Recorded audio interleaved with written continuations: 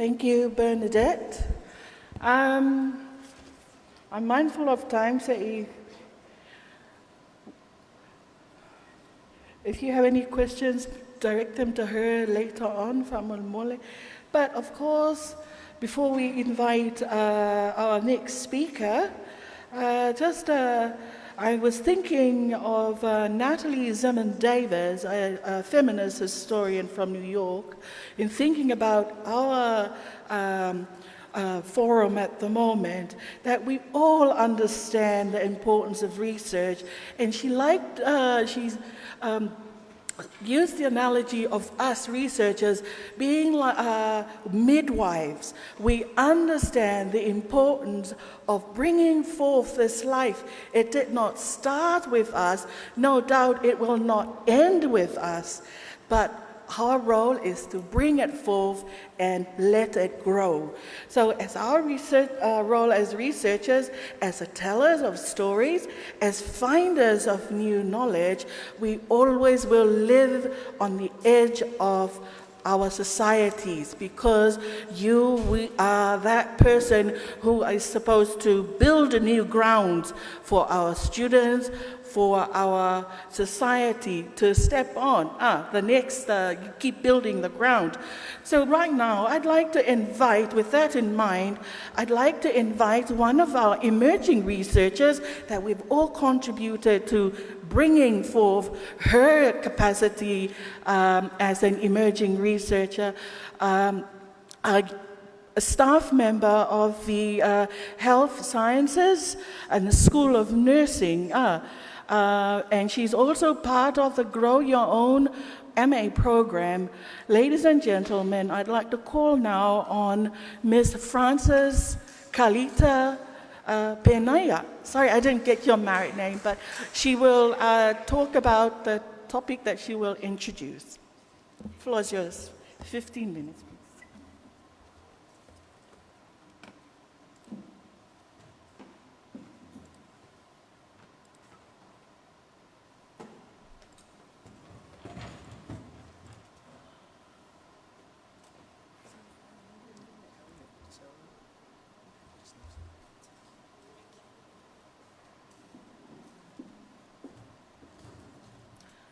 Talofa yeah, talofa and welcome everyone. My name is Frances Penaia. Now umon whaedo atu le sunga Dr. Sawia. I'm a lecturer in Faculty of Health Science, and I have two professions. One is a teacher, but now I'm a nurse. I'm a registered nurse, currently studying a master's in health research through the Victoria Uni Grow Your Own project. And I will be presenting on behalf of my mentor, Tuiloma. And I will be co-publishing the results of this study by the end of this year, hopefully the end of this year. This is our work-in-progress research with Susana on the impact of TVET, or more precisely, an impact assessment of a TVET qualification of at least one household member on the overall well-being of the household. This is a work-in-progress. It's a work-in-progress paper, and we hope that any comments from our audience will only improve our study. And we have questions. Before we started this work, the first question was, what inspired us to delve into the lives of households going about their daily business of living and surviving? The second question is, why TVETs? Why TVETs? And the third question, who cares and who are they? There is a growing body of research that investigates the economic impacts of TVETs on national and regional economies. Example, the studies by the ADB and UNESCO. These studies, and many others like it, explore the challenges of providing TVET services, particularly the cost of government and private sector, in delivering TVET. However, there is a lack of studies on the impact of TVET qualification on the well-being of households. That gap in the literature provided the impetus for this study, this particular study we are working on. And we decided to explore the costs and benefits of a TVET qualified, trained household member or members on the overall welfare of their household family. We are mindful that TVET is undergoing a revival. Since the merger between NUS and Samoa Polytechnic in 2006, there are a handful of smaller but important vocational centers funded by the church, such as the Wesleyan Vocational Center, the Viola College, and Don Bosco College, and the Vocational Center plus the APTC, the Australia's APTC, for example.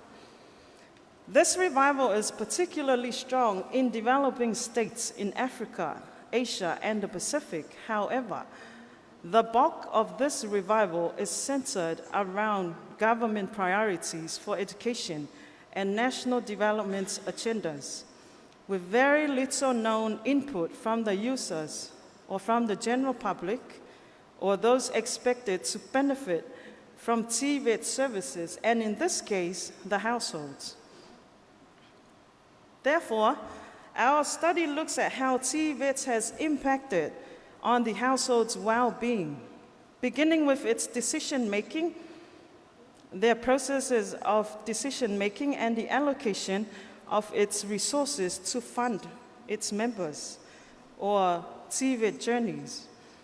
The underpinning idea is to ascertain the costs, the short-term costs, and the possible long-term benefits of a TVET experience. The second question we created is why TVET? Why not another faculty? Why not another part of the university? We know that every country's economy operates on the knowledge and skills of its people. Hence, the government's drive to revive TVET in the Pacific and Samoa for that matter. Elsewhere in Asia and Africa, TVET is being strengthened to support national efforts to reduce poverty and drive socio-economic developments. TVET is increasingly being promoted to ensure continuing improvement in national productivity through rural and urban job creation in the formal and non-formal sectors for both men and women, especially the poor, disabled, and vulnerable members of the population. TVET is known as a people-centered education initiative. The idea is to grow the number of skilled technicians, mechanics, builders, and tradesmen and women who are prepared to enter the labor market, not only in their home countries, but also abroad, overseas. And aside from advancing national economic developments, TVET is also it's also considered as a critical means to ensure poverty reduction and transforming the lives of rural populations, especially in addressing the challenges of youth unemployment in both rural and urban areas. What is the importance of this study? We believe the study is an important impact study to learn from and hear the voices of ordinary people. Their narratives provide the evidence to justify investment in TVET and promotes the idea of TVET education to parents, the young people, the school leavers, and the private sector to draw continuous support for TVET. The success stories of people's TVET journeys are important to convince and inspire parents and youth that there is indeed a future in TVET, particularly for those who are less academically inclined. This is their story that needs to be told.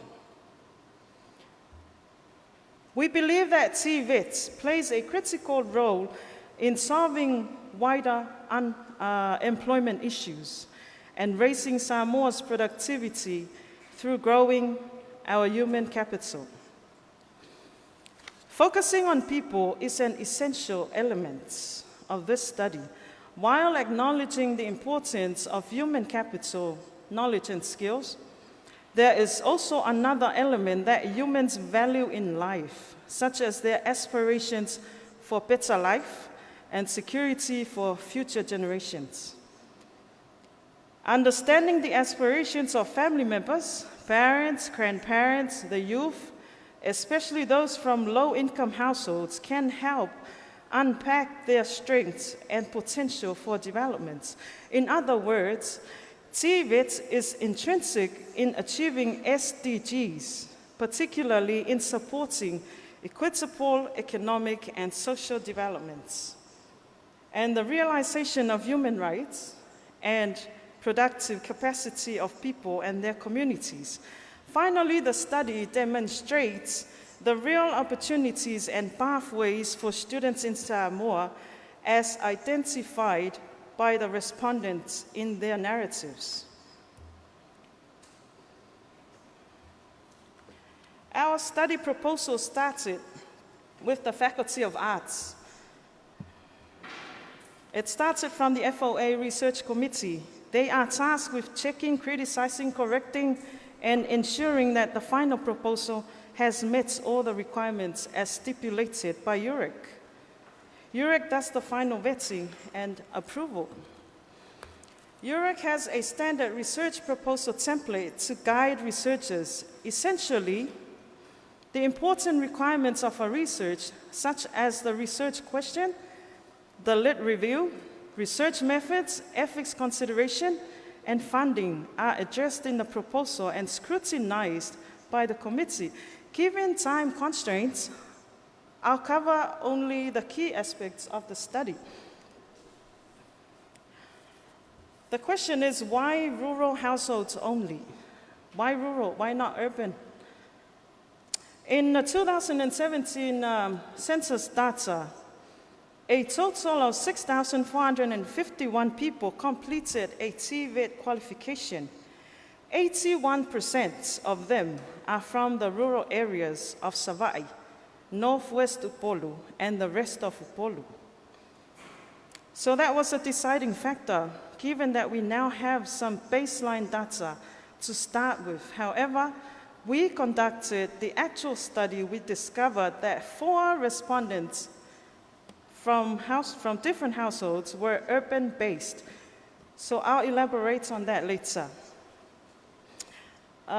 In food data collection, we combined qualitative and quantitative approaches to impact evaluation. The quantitative component gave us some data that we aggregated and analyzed to describe some relationships that we are about to share with you. Whereas the qualitative method helped us to probe and explain some of these relationships. Example, TVET qualification, employment, and income. For the purpose of this study, contextual methods were some of the methods employed to generate the data to answer the study questions. The questionnaire utilized open-ended questions designed to capture the judgments and perceptions to allow for complex analysis of often non-quantifiable cause and effect processes. Given the research is an impact study, open-ended questions were designed to enable the respondents to answer in as much detail as they like and as they want, and in their own words, to allow us to capture a rich collection of qualitative and quantitative data. Participant observation employs a more contextual method based on looking, listening, asking questions, and keeping field notes to elicit more qualitative and interpretive information. Observation and analysis are supplemented by desk reviews of secondary sources to provide an overall map of the TVET research terrain to enable the researchers to make judgments concerning the research question.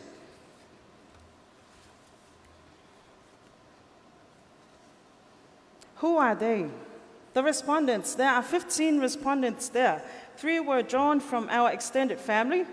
They were the inspiration of this study, because we have personally witnessed firsthand over a number of years how they have consistently contributed to numerous family falavelavas and applications, and how they have managed to raise their family's economic status back in the villages. For example, purchasing a car, building new houses, the appliances, moving from cooking outside to inside cooking. The other 12 were pre-selected based on the residency of a person who has completed TVET certification and qualification. So we have 4 urban, 9 rural households with at least 1 TVET qualified person. The respondents are aged between 20 to 50. The older respondents are 50 years and they are responsible for 2 households. Verdict, that was the answer to our research question. We confirm that we've always suspected that a qualified TVET person, even one in a household, definitely impacts strongly on the general well-being of a family, especially the low-income households. We can start with tangible things that many of us take for granted, such as modern appliances, the television sets, the gas cooker, tipoti wila. Most of the families, they were used to using kipokie kung wifafole, tainafi se tulo. But this one person from TVET who graduated were able to develop their families, and that was where they moved from the old style to having new technology, having cars, minivan. Most of the families in Leitofum Ta'avale, Ilataimi. Then there are the intangible elements of well-being that is difficult to measure, but we have to trust the respondent and heads of the households when they disclose important and revealing information such as elevated self-respect. Most of the families we went to interview, they have the emotions and they have told stories telling o lato langona, o le whaaina, o le eo le polonga, o le joy, o le whaftai le atua. In all the questionnaires we made, ele o misi ale sawa o le whaupunga le a whafkai le akua o ngā wai umanuia tam whai o le whanau.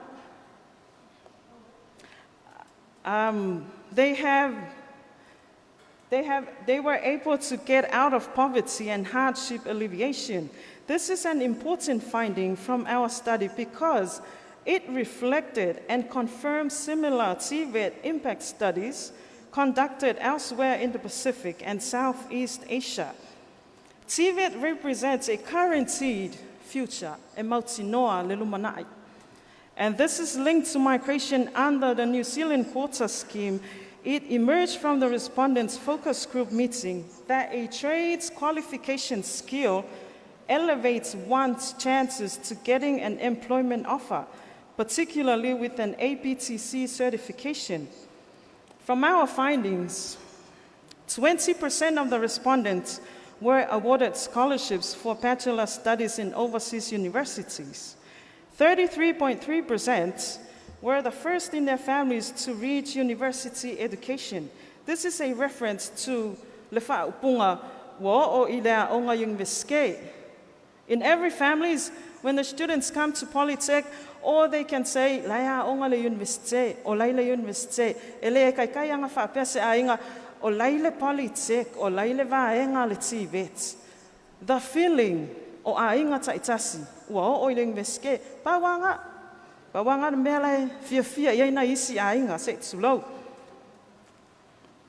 And this ua o ina o university, implying therefore that if TVET is synonymous with the university, let it be. Our role is to promote employability of trade skills from university. After all, TVETs and non-TVETs are two sides of one coin. And that is the end of it for Tailava. If you have any questions, please keep it to yourself and be ready to read the publication that will come up in the end of this year, hopefully in December. Thank you. Thank you very much, Frances Penaia. Frances, for your information, she is a registered nurse now and an MA student, but before that, she's a graduate of the history school from USP, so there's still that social scientist and humanities with her. Just one thing that I picked up from e mauti no le lumanai, which is a really, really good phrase that we can take, that I can take away from this forum, e mauti no le lumanai. And for all the women and, well, mainly women, who spoke about their journeys in research, one thing that is assured, ele onde na whanua papa ingalangala. So power to the women and the men folk. We now move to the next